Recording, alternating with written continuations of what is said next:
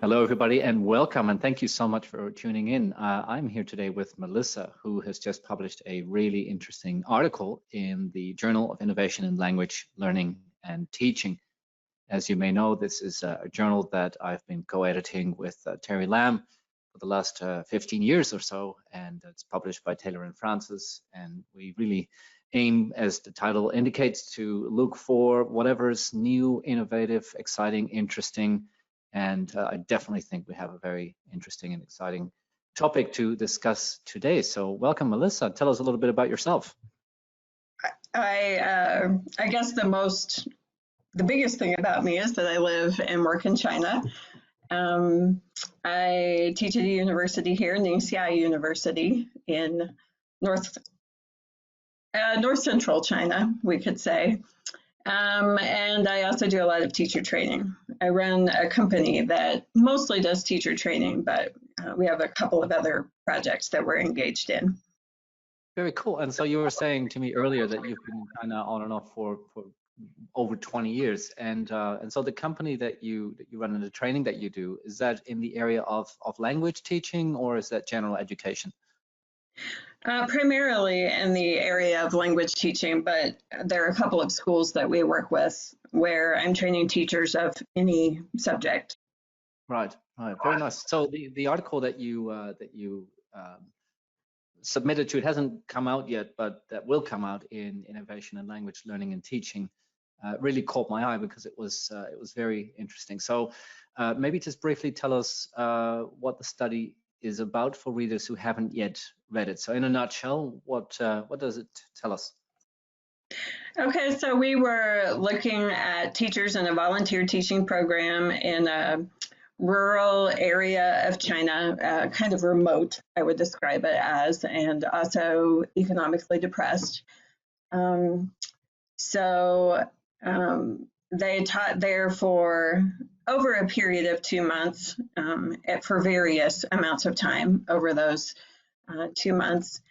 And they wrote reflections afterwards. And also I had some conversations with them about their experiences.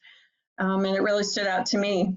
You said you were moved by the article, and when I read those words, I thought I was moved by the teachers and their responses to the children there, because it was difficult. A lot was difficult about that experience for them, but they were just so full of compassion and patience and kindness toward those children.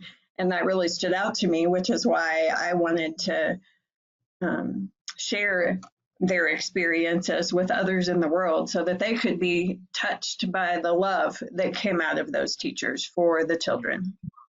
Yeah, wonderful. And thank you for doing that. So you mentioned in the article and just now some of the challenges that the teachers face, but also that obviously the kids who live in the region face in their learning. So without giving away too much of the article, what are some of the challenges that they are dealing with? Well, they're living in some pretty difficult circumstances. They're, to a certain extent, cut off from the rest of the world. Many of them have never left the village. They're, in some cases, don't get a lot of support at home, whether it's single parent families or uneducated parents who don't have the means to help them, or some of them are separated from their parents because their parents are working in other places in order to support the family. So they're really, life is difficult, just really difficult for the children who live in that village. Yeah, and then I would imagine also, of course, for teachers who come to visit from other parts of the country, because it must be pretty tough on them too, living in a remote region and then dealing with, the perhaps lack of resources and so on. So can you just tell us a little bit about their experience? What was it like for them? All of them, interestingly, all of the teachers had grown up in a similar setting. They had grown up in a rural area and had gone to a similar school when they were primary school students. And yet they had gotten used to life in the big city. So it was a stretch for them to live in a place where there was there's running water, but it comes from a couple of spigots at the school rather than into the dorm rooms that they were living in. So they had to carry all their water. They couldn't shower at school. The facilities were just rough, really rough. And so that was, to begin with, that's a little bit interesting. It's a new experience. It's kind of fun. But when you stay there for a couple of months, and then these volunteer teachers also felt great compassion for the regular school teachers who do this all the time. They live there during the week and then they return to their city apartments on the weekend. It's just a little bit difficult to live in those circumstances for any extended period of time. Yeah, absolutely.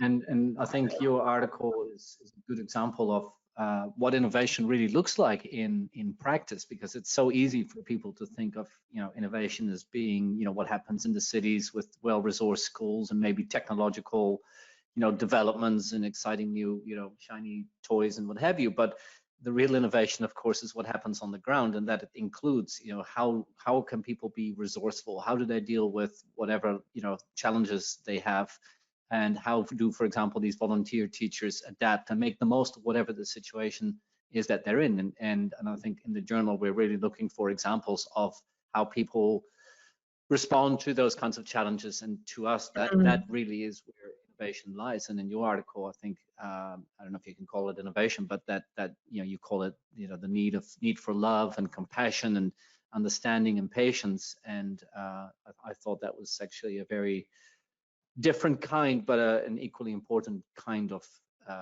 innovation and development. Yes, it's not something new. That need for love has existed as long as human beings have existed.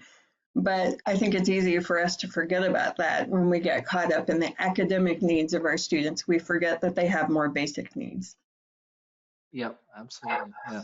Well, thank you so much for sharing, your experiences and that those of your volunteer teachers. And I look forward to the reactions to the article when it comes out. And thank you again for talking to us. Thank you.